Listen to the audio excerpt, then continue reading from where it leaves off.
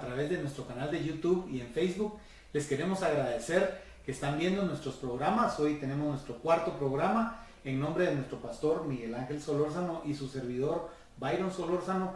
Es un gozo y un gusto para nosotros compartir con ustedes este cuarto programa. Y la pregunta de hoy, pastor, es una pregunta que a muchos nos surge. Y esa pregunta es, ¿se enseña sobre la reencarnación en la Biblia? No, absolutamente no. No se enseña nada.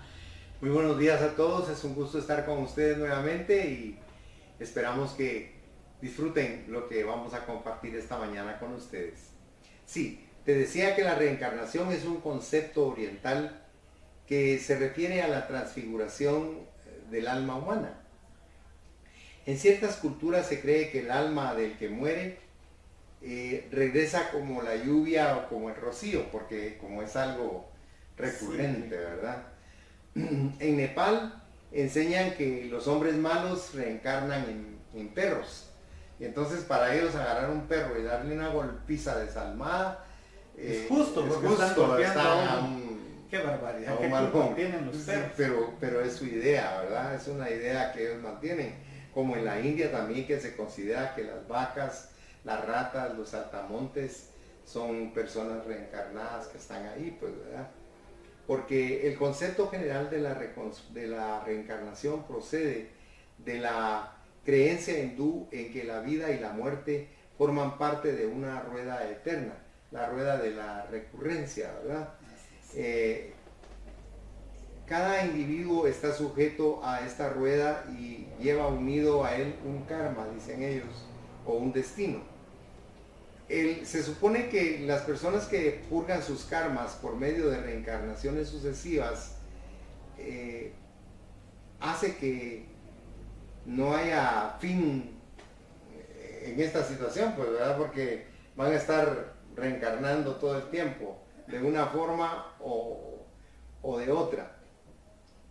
Se supone entonces que no hay fin ni no hay discernimiento tampoco en esto, posiblemente buenas reencarnaciones, ¿verdad? Deja de tener sentido la vida, porque si lo que hago bien ahorita al final no es suficiente y voy a recargar a un animal, que un animal ¿cómo puede resarcirlo? ¿Cómo puede...?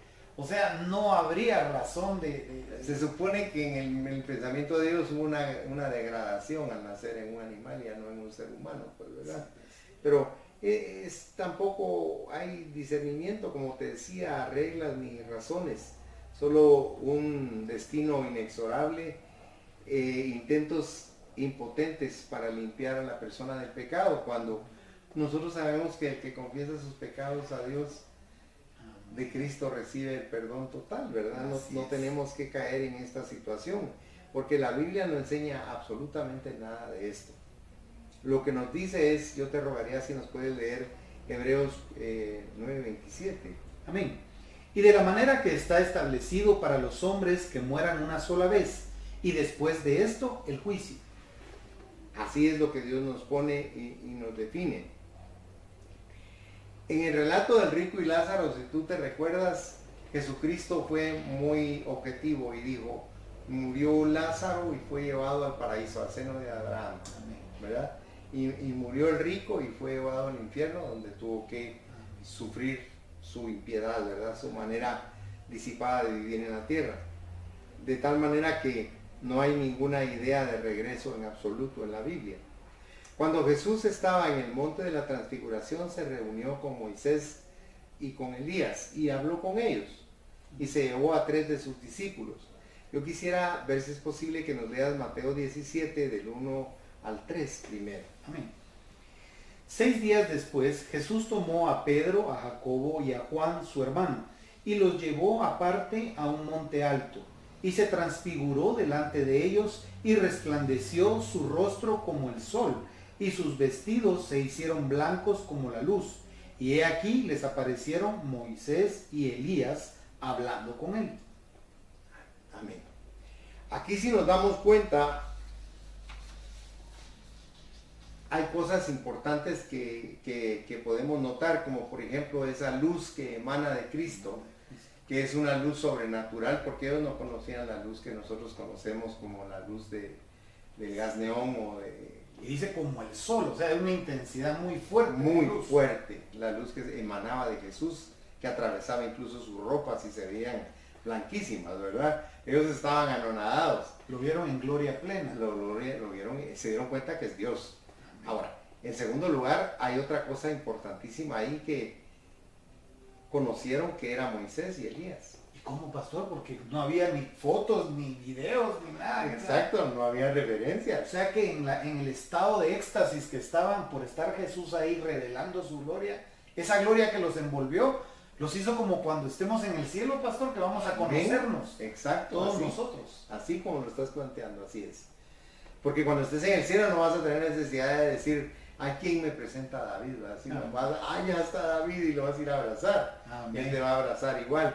O sea, es un conocimiento sobrenatural el que Dios nos va a dar, porque vamos a regresar a nuestro estado verdadero, ¿verdad? Pero eso es tema de otra pregunta. Entonces, hacía muchos años que Moisés y Elías habían muerto, pero es interesante ver que no regresó como el rey Tutankamón o como la reina O en otro cuerpo, o en otra María persona. Antonieta, en otra persona, ¿verdad? Sino regresó tal y como él era. O sea que Moisés seguía siendo el mismo sin perder su identidad. Y eso es bien importante que lo tomemos en consideración en lo que estamos platicando. La Biblia enseña que al nacer tenemos la identidad que mantendremos durante toda la eternidad. Amén. O sea, si alguien pensó, en el caso mío, por ejemplo, si soy chaparrito, cuando esté en el cielo voy a ser grandote, está equivocado. Seguimos teniendo las mismas características, porque la grandeza del ser está en el interior y no en su aspecto, ¿verdad? No en lo externo. Entonces, vamos a tener la identidad que mantendremos durante toda la eternidad, y para eso yo quisiera pedirte que nos leyeras Mateo 17 del 1 al 8. Amén. Dice, 6 días después Jesús tomó a Pedro, a Jacobo y a Juan su hermano y los llevó aparte a un monte alto y se transfiguró delante de ellos, y resplandeció su rostro como el sol, y sus vestidos se hicieron blancos como la luz. Y he aquí les aparecieron Moisés y Elías, hablando con él. Entonces Pedro dijo a Jesús, Señor, bueno es para nosotros que estemos aquí. Si quieres, hagamos aquí 3 enramadas, una para ti, otra para Moisés y otra para Elías. Mientras él aún hablaba, una nube de luz los cubrió. Y he aquí una voz desde la nube que decía, este es mi Hijo amado, en quien tengo complacencia, a él oíd. Al oír esto, los discípulos se postraron sobre su rostro y tuvieron gran temor. Entonces Jesús se acercó y los tocó y dijo, levantaos y no temáis. Y alzando ellos los ojos, a nadie vieron, sino a Jesús solo. Qué belleza, ¿verdad? Amén. Como al ver esa nube y la gran voz que ha descendido del cielo, la voz de Dios, ellos de una vez ni siquiera levantaron el rostro, se postraron en tierra. Una experiencia maravillosa para ellos. Amén. Dichosos que tuvieron Esa ese gran vivencia privilegio. con el Señor. Sí. Y que algún día nosotros anhelamos esto, pero si entramos en la creencia de la reencarnación, pastor, ¿a qué horas llegamos al cielo? No va a haber modo. Entonces yo creo que lo que nos ofrece Dios es 1000 veces mejor. Y es la verdad, porque Dios habla solo verdad. Así es. Y es importante que los cristianos sepan, porque no pretendemos cambiar la mente de nadie, sino que los cristianos reafirmen el conocimiento pleno de la certeza que nos da Dios en lo que nos enseña. Dentro de lo que cabe, podemos ver aquí como un ejemplo el testimonio de Juan el Bautista, porque a él lo quisieron forzar a que aceptara a que él era la reencarnación de Elías. Y para eso yo te quisiera suplicar que fuéramos a Malaquías 4, versículos 5 y 6. Amén.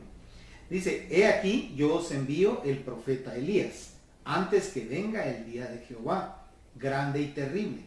Él hará volver el corazón de los padres hacia los hijos y el corazón de los hijos hacia los padres. No sea que yo venga y hiera la tierra con maldición. Ese es el origen de esta abominación, pues, ¿verdad? De pensar que él era la reencarnación de Elías.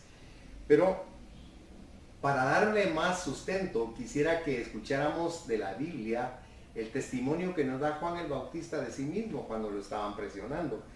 Si pudieras leer Juan capítulo 1, del 19 al 27. Amén. Dice la palabra: este es el testimonio de Juan. Cuando los judíos enviaron de Jerusalén sacerdotes y levitas para que le preguntasen: ¿tú quién eres? Confesó y no negó, sino confesó: yo no soy el Cristo. Y le preguntaron: ¿qué pues? ¿Eres tú Elías? Dijo: no soy. ¿Eres tú el profeta? Y respondió: no. Le dijeron: pues ¿quién eres? Para que demos respuesta a los que nos enviaron. ¿Qué dices de ti mismo? Dijo: yo soy la voz de uno que clama en el desierto: enderezad el camino del Señor, como dijo el profeta Isaías. Y los que habían sido enviados eran de los fariseos, y le preguntaron y le dijeron: ¿por qué pues bautizas si tú no eres el Cristo, ni Elías, ni el profeta? Juan le respondió diciendo: yo bautizo con agua, mas en medio de vosotros está uno a quien vosotros no conocéis. Este es el que viene después de mí, el que es antes de mí, del cual yo no soy digno de desatar la correa de su calzado. Qué increíble es ver esto, ¿verdad? Amén. Como él está defendiendo su posición y diciendo: yo no soy la reencarnación de Juan, de Elías, ¿verdad? Yo soy Juan el Bautista y bautizo en agua nada más, ¿verdad? Amén. Y estoy anunciando que el Señor viene para que el camino esté preparado para el Mesías, que ya estaba ahí como el Cordero de Dios. Se podría dar, pastor, que esa mala interpretación es porque lo que Dios quería decir era que alguien con las características de Elías, por su vestimenta, sus costumbres o su forma de ser y carácter, esa persona iba a estar en los días de la venida de Jesús.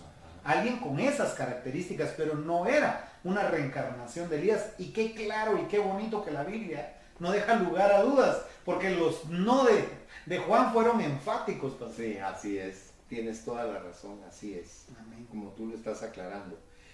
Nunca perderemos nuestra identidad. Amén.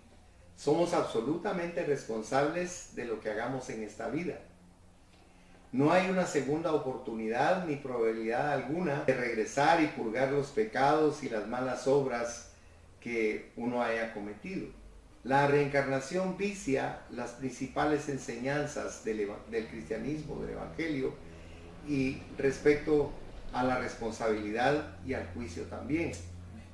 Sin embargo, hay muchos que sostienen que la reencarnación es un concepto cristiano, pero no lo es.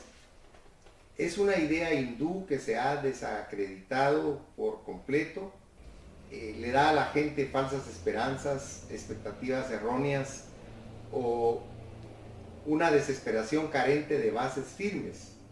Es falso porque el pensar en lo que nos espera en la otra vida hace que sea muy difícil que se pueda introducir una reforma moral en la vida presente.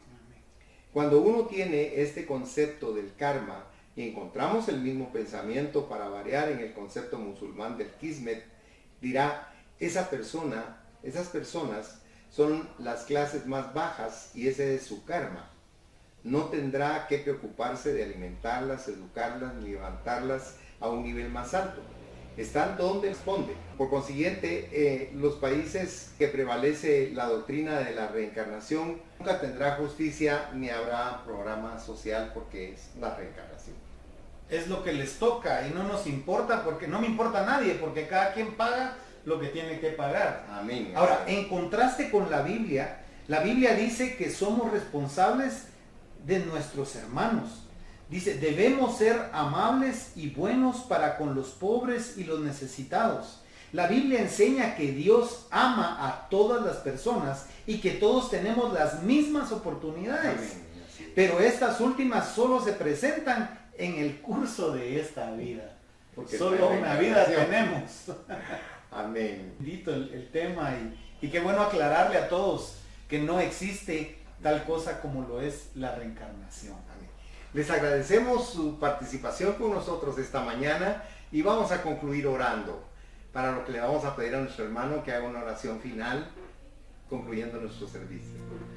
Bendice, Señor, a cada persona que ha escuchado este mensaje. Por favor, Jesús, te agradecemos que tú nos permitas hacer estos videos. Te pedimos que la paz tuya reine en el corazón de todos. Si alguien todavía no te conoce, Padre, que te pueda conocer. Y gracias por darnos el privilegio de estar compartiendo con nuestros hermanos por este medio. Bendice con tu presencia nuestra vida, en el dulce nombre de Jesús. Amén y amén.